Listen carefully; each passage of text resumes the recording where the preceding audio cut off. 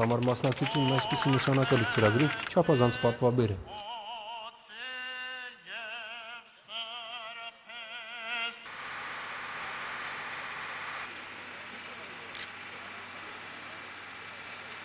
Ամենայն հայոց կաթողիկոս Գարեգին II-ի ձեռամբ եւ նախագահ Սերժ Սարգսյանի մասնակցությամբ օծվեցին հոյակերտ այս կառույցի 3 խաչերը։ Համալիրը դեռևս անվանում չունի, այն կտրվի արդեն համալիրի օծման ժամանակ։ Իսկ այսօր արարողությունից դեռ ժամեր առաջ չնայած Հորտ Անձրևին եկեղեցու տարածք էին գալիս Մոսկվայի համայնքի հարյուրավոր ներկայացուցիչներ, որոնց բոլորի համար այսպիսի հզոր հոգևոր կառույցի առկայությունը չափազանց նշանակալի իրադարձություն էր։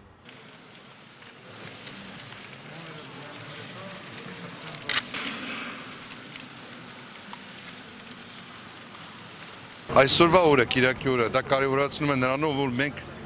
օծում ենք մեր այսօր եկեղեցու խաչը։ Դա սիմվոլիկ մեծ նշանակություն ունի, այ անձրևն էլ նշանակություն ունի, որտեղ դա Աստծո կամքին ոնց որ կամքով լինի։ Դա շատ կարևոր է, դա ոնց որ ընդունելի լինի։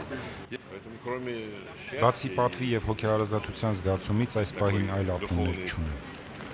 Близости вот к этому событию у меня других мыслей нет. Այս համալիրն անկասկած Ռուսաստանի հայերի հոգևոր կենտրոններից մեկն է դառնալու։ Դրա շինարարության համար անհրաժեշտ գումարը հավաքվել է մի խումբ բարերարների կողմից։ Նրանց հետ նախագահ Սարգսյանը հանդիպեց օրվա ավարտին։ Իսկ մինչ այդ եկեղեցական համալիրից հայաստանյան պատվիրակությունն ուղևորվեց Մոսկվայի Էսթետ ոսկերչական տուն։ Այն Ռուսաստանի ոսկերչական առաջատար ընկերությունն է, երկրագնդի մասշտաբով ամենամեծերից մեկը։ Ընկերության հիմնադիրը Գագիկ Գևորգյանն է, հայ ոսկերիչների համաշխարհային միության նախագահը, ով համոզված է, որ ոսկերչության մեջ հայերը իրավամբ բարի համբավ ունեն ամբողջ աշխարհում։ Քանի որ մեր հիմնական աշխատողների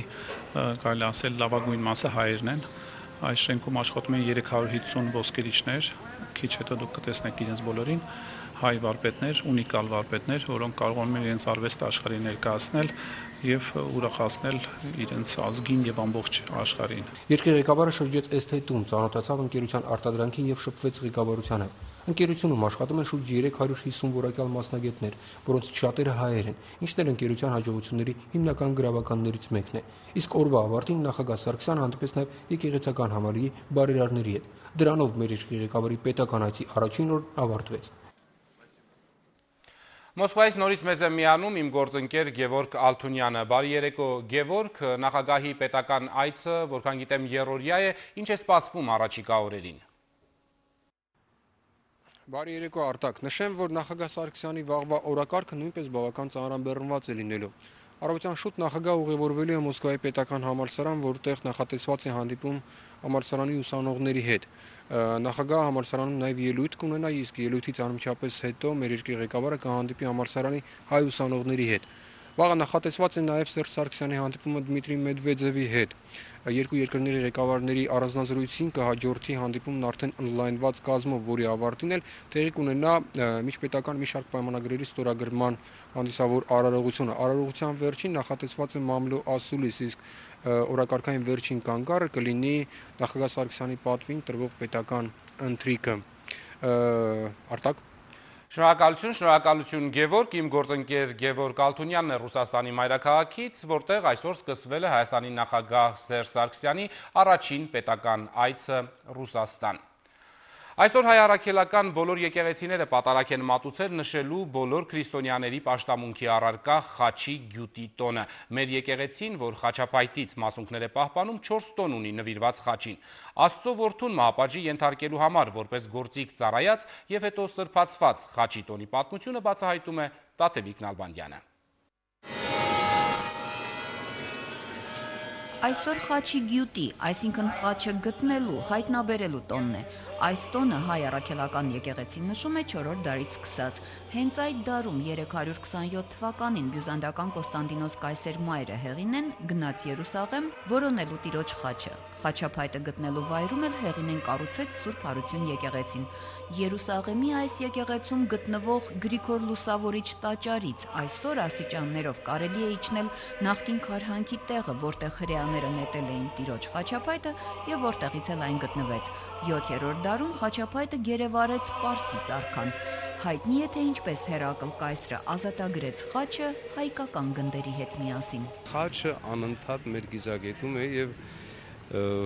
պատահական չէ, որ հենց բոլոր ազգերին էլ հայերին կոչել են խաչապաշտներ, խաչապաշտ հայ ժողովուրդ։ Գյուտ խաչի տոնի օրը հայ առաքելական եկեղեցին պատարակ է մատուցում։ Մայրաթորում այսօր խաչի մասունքը պատարակի ժամանակ բազմում է Սուրբ Սեղանին։ Ընթերցվում են խաչի ավետարանները եւ խաչելության բոլոր արարողությունները, որ գրի է առել շնորհալին ժամերկություններում։ Խաչ քրիերեցի մեզապավեն Տեր Հիսուս հորժամ երվից փառոքոր առամբս լուսավորս հանժամ մեկ մի Ամաչեսուկ հուսացյալ կսի քեզ այլ զորությամբ քով մեծավ բերկրեսուկ ընդաչմեք ու մե որպես զորթիս դուսո եւ որդիս տվնջյան։ Երուսաղեմում եւս հնչում է հայ առաքելական եկեղեցու պատարակը։ Հատուկ թափոր է կազմակերպվում խաչի շուրջը։ Այնուհետև թափորով գնում են դեպի Քրիստոսի գերեզման, որտեղ պատարակ մատուցելու իրավունք ունեն միայն հայերը, հույները եւ կաթոլիկները։ Պատարակի ժամանակ հայերը իջնում են խաչի սրահը, այնտեղ դնելով մեր եկեղեցու սեփականությունը հանդիսացող Սուրբ խաչի մասունքների գեղեցկազարդ ճաճանչափայլը, իսկ պատարակից հետո տոնական թափորով ու շարականների ուղեկցությամբ այն պտտեցնում են տաճարի սրբատեղերով եւ տիրոջ գերեզմանի շուրջ։ Նախկինում Հայաստանում եւս խաչի թափորները շրջում էին յուղերում ու քաղաքներում։ Խաչի գյուտը նշվում է բոլոր եկեղեցիներում, բայց այսօր հատկապես Սուրբ խաչ եկեղեցիների տոնն է։ Ամբողջ Սուրբ խաչերի տոնն է այսօր եւ ես սխալվաշեմ լինի, եթե այսօր ասենք նաև խաչատուրների եւ խաչիկների տունը նույնպես։ Եվ մենք շնորհավորում ենք իրենց։ Տաթևիկ Նալբանդյան, Տիգրան Բաբայան, Առաջին լրատվական։ Եվ վերջում դարձյալ Թուրքիայում տեղի ունեցած հզոր երկրաշարժի մասին Ստամբուլի համալսարանի երկրաբանության ֆակուլտետի տվյալով այս պահին երկրաշարժի զոհերի թիվը գնահատվում է 1000-ի սահմանում, չի բացառվում, որ զոհերի թիվը կարող է աճել։ Մեծ ավերածություններ կան Վանի մերձակա Արճեշ քաղաքում, որտեղ փլվել է ուսանողական հանրակացարանը եւ առնվազն 3 տասնյակ բնակելի շենք։ Երկրաշարժի գոտում մինչև այս պահը վերականգնված չեն էլեկտրաէներգիայի մատակարարումը, չի գործում նաեւ բջջային հեռախոսակապը։ Հյուրիեթը տեղեկացնում է, որ վերջին անգամ Թուրքիայի արևելքում նման հզորության երկրաշարժ էր տեղի ունեցել կես դար առաջ։ Ցնցումը զգացվել է Հայաստանի Հանրապետության սահմանակից շրջաններից մինչև Թուրքիայի կենտրոնական եւ հարավ-արևելյան շրջանները։ Փրկարարական աշխատանքներին մասնակցում են նաեւ բանակային ստորաբաժանումները։ Գլխավոր շտաբը 3 ռազմական օդանավ է փոխանցել կառավարության աշխատակազմին կից ձևավորված արտակարգ իրավիճակների վարչությանը։ Տարբեր երկրներ Թուրքիային աջակցություն են առաջարկում։ Նախագահ Սարգսյանը եւս հայ փրկարարների օժանդակությունն է առաջարկել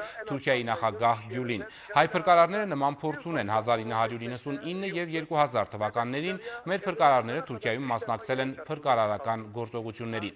Իդեպ մասնագիտական հերթական խորհրդակցությունից հետո րոպեներ առաջ Հայաստանի արտակարգ իրավիճակների նախարար Արմեն Երիցյանը հայտարարել է բառացիորեն հետևյալը. մոտ օրերս Հայաստանում երկրաշարժի կրկնվելու հավանականություն չկա, մեջբերման ավարտը։ Եվ քիչ առաջ ստացել ենք նաև սեյսմիկ պաշտպանության հյուսիսային ծառայության պետ Սերգեյ Նազարեթյանի մեկնաբանությունը Վանի երկրաշարժի վերաբերյալ։ Սեյսմոտեկտոնական տեսակետից այս ամբողջ տարածաշրջանը մի կառուցվածք է եւ երբ որ մի տեղի ունենում